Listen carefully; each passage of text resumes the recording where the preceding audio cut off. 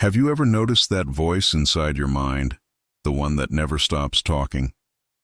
It comments on everything. What you should do, what you shouldn't have done, what others might think of you. It plans, worries, compares, blames. It even talks when you're silent. And yet, here's the truth that most people never question. That voice is not you. Carl Jung would call it the ego, the small island of consciousness that believes it is the entire ocean. The ego is not evil. It's simply limited. It's the mask that your true being wears to interact with the world. But the problem arises when the mask forgets that it's a mask and starts believing it's the face itself. Imagine waking up one morning and realizing that the narrator in your mind, the one who comments on your every move, isn't your true self, but a program. A useful one, yes, but mechanical. It's been built over years by repetition, fear, memory, and expectation. That's the ego, a script running automatically. Jung once said, "Until you make the unconscious conscious, it will direct your life, and you will call it fate." Most people live exactly like that. They believe their inner dialogue is their life. But let's pause for a moment. Who is it that's listening to that voice? When you hear the thought, "I'm not good enough," who is the one that perceives it? There must be an awareness beyond the thought itself. Otherwise, you couldn't even notice it. That silent observer, that witness, is the real you. The ego fears this discovery, because once you realize that the thinker is not the essence, the ego loses its power. It begins to dissolve, like mist touched by sunlight. Think of your mind as a radio constantly transmitting. For most of your life, you've believed that you are the broadcast, every word, every static, every melody. But what if you're not the radio, but the silence that exists before and after every sound? That silence is consciousness. That silence is your true nature.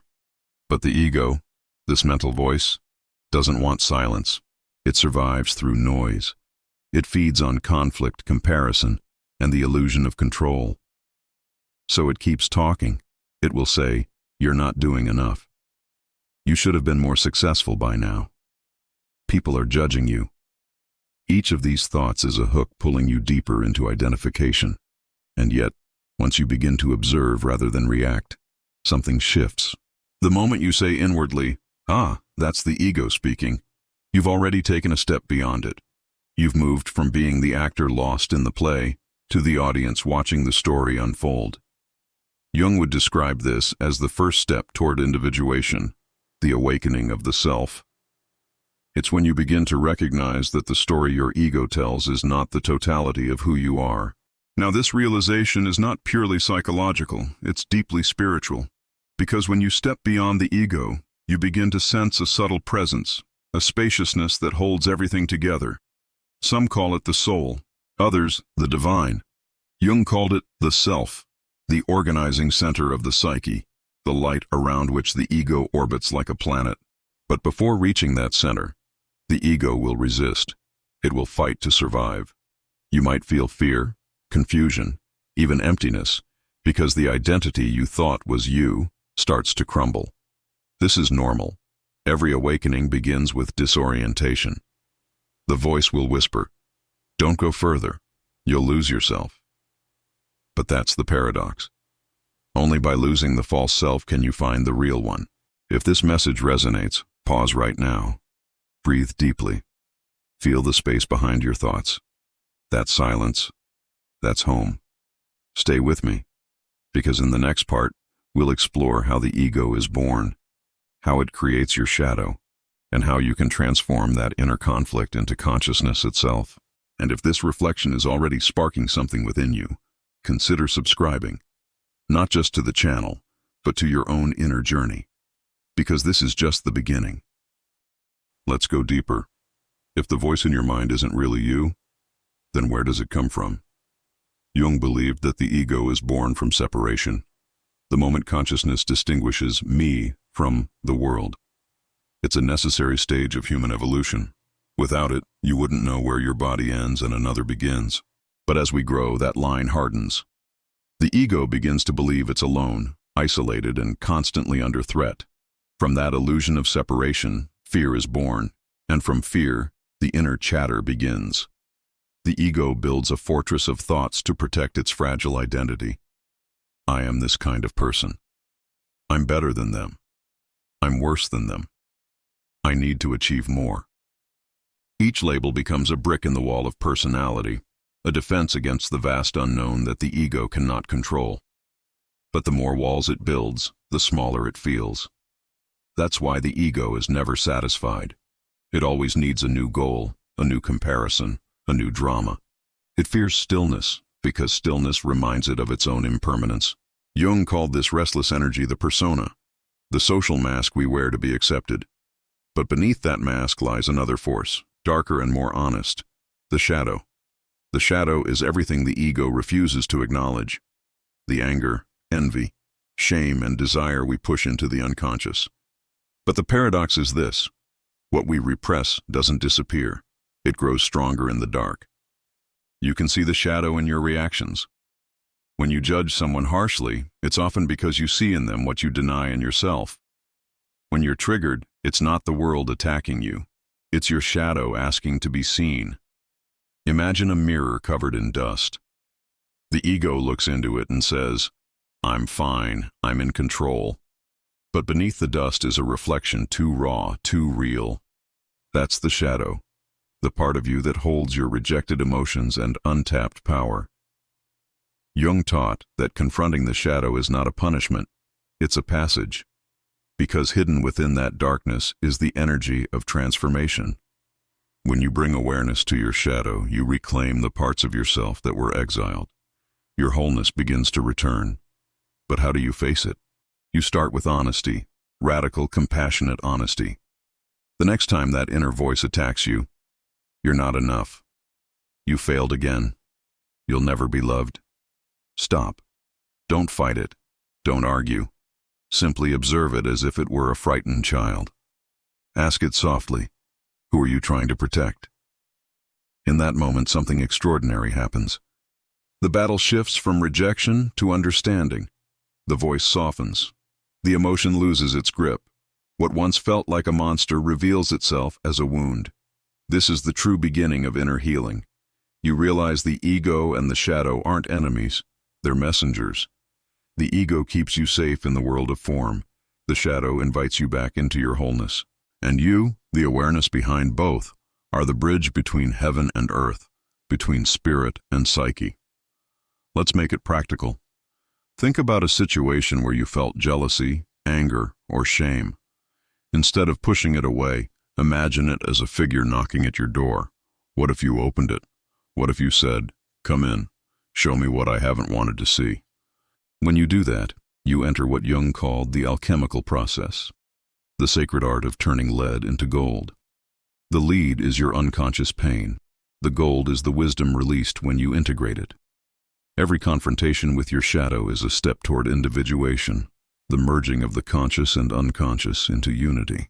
You might notice synchronicities appearing, strange coincidences that feel meaningful. That's not fantasy. Jung saw them as signs from the self, guiding you toward integration. The outer world mirrors your inner process. When you bring light into the shadow, life begins to align around you in mysterious ways. The ego will still resist. It will say, "You're imagining this," or "You don't have time for all that introspection." But listen deeper. Underneath the ego's noise, there's a pulse, a subtle, sacred rhythm. That's the self calling you home. Each time you pause and observe a thought instead of reacting, you strengthen your connection to that center. Each time you breathe through discomfort rather than escape it, you reclaim a piece of your power. This is not theory, it's practice. Every moment of awareness transforms the psyche. If this resonates, take a moment to like this video. Not as a gesture to me, but as a commitment to yourself. A reminder that you are ready to see, ready to awaken. Because awareness is contagious. The more you awaken, the more you help others awaken simply by being yourself. In the next part, we'll explore how to live from the self, how to stay grounded in that quiet awareness while still participating fully in the human world. Because enlightenment isn't escaping life, it's inhabiting it completely. Stay until the end. The final truth might change how you understand who you are forever. You've seen the voice. You've looked into the shadow. Now it's time to discover what waits beyond both, the self, the essence of who you truly are. For Jung, the self is not a concept, it's a living presence, the totality of the psyche, conscious and unconscious united. Spiritually, it's the same as what mystics call the soul, the divine spark, or the higher consciousness. It's the point where psychology meets the sacred. But how do you live from that place in a noisy, chaotic world? The answer is awareness. Awareness is the bridge between the human and the eternal. When you observe your thoughts without judgment, you return to the self. When you feel an emotion fully without identifying with it, you return to the self. Each time you remember that you are the witness, not the story, you strengthen your connection to that inner source. Think of consciousness as a vast, still lake. Every thought is a ripple on its surface. For most of life, the ego is obsessed with chasing the ripples, fixing them, comparing them, naming them. But the self is the depth beneath, always still, always clear, always present. When you touch that depth, you begin to live differently. You stop reacting automatically. You start responding consciously. You no longer try to control life. You participate in it. You stop chasing validation because you realize you were never incomplete. This is not about withdrawing from the world. It's about entering it fully, but from the center, not from the chaos. Jung would call this individuation, the sacred process of becoming whole. So how can you practice this in your daily life?